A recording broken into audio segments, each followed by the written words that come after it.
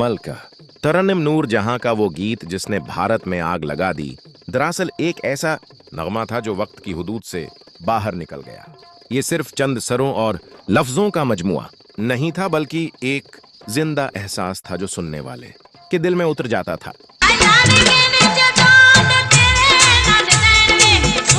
जब नूर जहां ने उस गीत को अपनी आवाज दी तो इसमें दर्द भी शामिल था, वकार भी, मोहब्बत भी और एक अजीब सी ताकत भी। उनकी आवाज में ऐसा जादू था कि सुनने वाला चाहकर भी खुद को उस असर से आजाद नहीं कर पाता था। सादा लफ्जों में कहा जाए तो ये गीत दिल को छू लेने वाला था और रूह तक इथर करने वाला था। जब ये गीत रेडियो पर नशर हुआ तो पाकिस्तान के साथ साथ भारत में भी हर तरफ उसका चर्चा होने लगा। लोग हैरान थे कि एक आवाज इतनी मजबूत, इतनी गहरी और इतनी असर अंगेज कैसे हो सकती है। घरों में, चाय खानों में, महफलों में और गली कोचों में उसी गीत की बात होने लगी। नूर जहां की आवाज सुनकर लोग रख जाते, खामोश हो जाते और पूरा ध्यान उसी नगमे पर लगा देते। यही वजह थी कि कहा जाने लगा कि इस गीत ने भारत में आग लगा दी, क्योंकि जहां ये पहुंचा वहां एक हलचल मच गई। इस गीत में वतन से मोहब्बत का जज्बा भी था और इंसान के अंदर छिपे दर्द की झलक भी।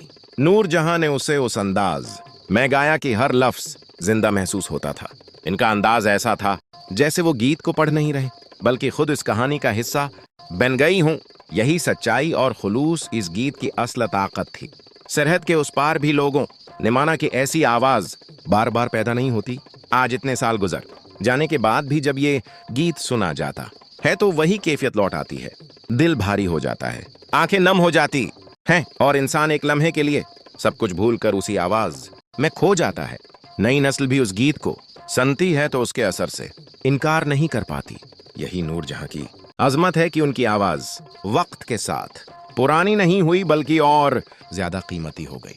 इसीलिए मुल्का तरन्नुम नूर जहां को सिर्फ एक गलोकारा नहीं बल्कि एक अहद कहा जाता है।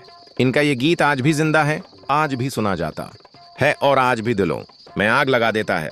यही वजह है कि बरसगीर की मौसीकी की तारीख में नूर जहां का नाम हमेशा एहतिराम, मोहब्बत और फख्र के साथ लिया जाता रहेगा।